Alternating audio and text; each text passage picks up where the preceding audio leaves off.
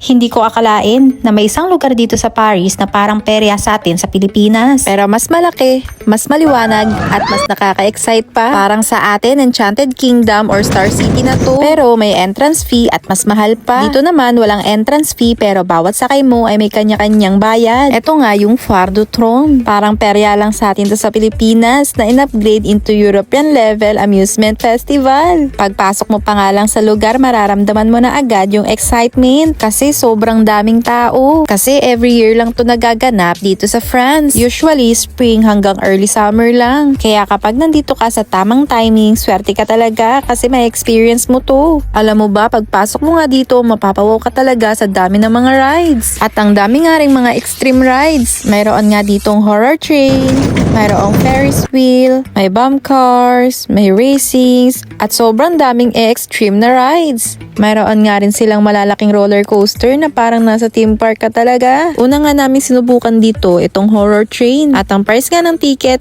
ay worth 5 euro. Akala ko nga sobrang nakakatakot tong horror train na sinakyan namin. Yung tipong kada andar ay mapapasigaw ka sa takot o kaba. Kasi parang nakulangan ako pero pwede na pang kanimula.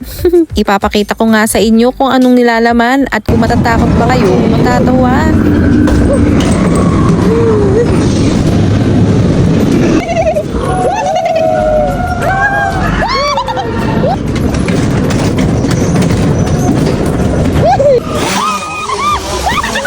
After nga sa horror train, nagtry nga kami dito sa racing. Nainganyo nga kami kasi parang ang daming pila at mukha rin siyang sulit kasi ang dami nilang ikot. Kaya bumili na rin kami ng ticket at pumila na rin. At yung price nga ng ticket dito ay worth 5 euro nga lang din. Medyo pricey siya pero syempre minsan mo lang din naman to may experience. Kaya sinusulit na namin. Hinintay nga lang namin matapos yung mga una sa pila then kami na yung sumunod. Medyo kabado pa nga ako kasi akala ko mahirap siyang paandarin. Pero hindi naman pala, sobrang nag-enjoy pa nga ako. Actually, hindi lang talaga ako kundi lahat kaming sumubok. Sulit na sulit nga tong racing kasi nakamarami nga kaming ikot bago nga kami natapos. Alam mo ba kung mahilig ka nga sa mga trail rides, ang dami nga dito. May mga rides nga dito na sobrang tataas tapos biglang babagsak. Nagulat nga ako dito kasi halos lahat ng extreme rides nandito na. As in, ang dami talaga nila. Kaso hindi naman ako mahilig doon. Hanggang chill rides lang kasi ang kaya ko. Napapawaw na nga lang ako sa mga sumusubok ng extreme rides kasi ang lalakas ng loob nila. Yung tipong kahit binabalibag na sila, okay pa rin sila. Hindi ko kaya yun kasi baka pagkatapos nun trauma ang abutin ko. Kaya mabuti na lang, marami rin naman ditong chill rides para sa mga hindi mahilig sa extreme rides. Katulad ng Ferris wheel kung saan makikita mo yung buong Paris skyline. Kapag gabi, sobrang ganda nga rin ng view kasi kita mo yung ilaw ng city, ilaw ng carnival, lahat-lahat. Dito nga din, syempre may mga stall din dito ng mga food. Syempre hindi lang puro rides. Pero kadalasan ng mga tinda nila dito ay crepes, churros na may chocolate dip, ice cream,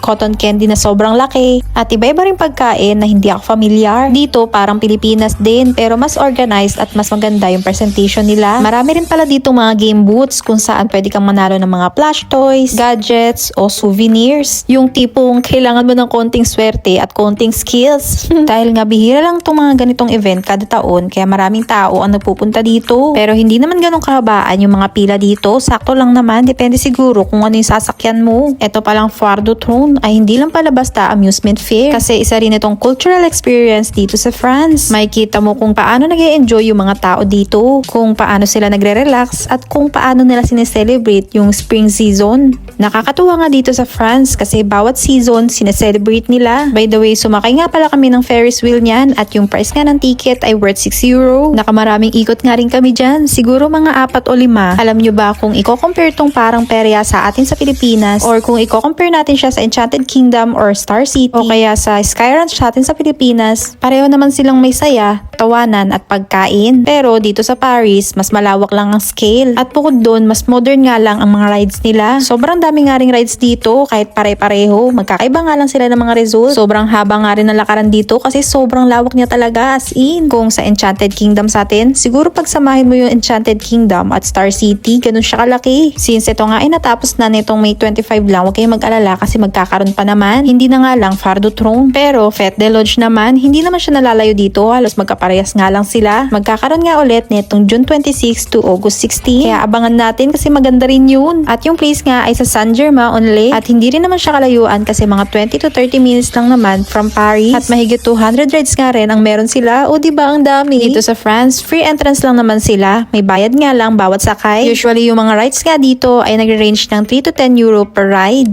Yung mga extreme rides naman pwedeng umabot ng 8 to 12 euro. At yung Ferris wheel around 6 to 10 euro depende sa oras. So pipili ka na lang talaga kung anong trip mo. By the way, bumili pala kami ng ice cream dyan at worth 3 euro lang naman kapag plain. Kaya kung may chance ka na makapunta dito, whether turista ka o nakatera sa Paris, sulit ang experience na to. Maganda nga pumunta dito ng maaga kung gusto mo ng less na pila.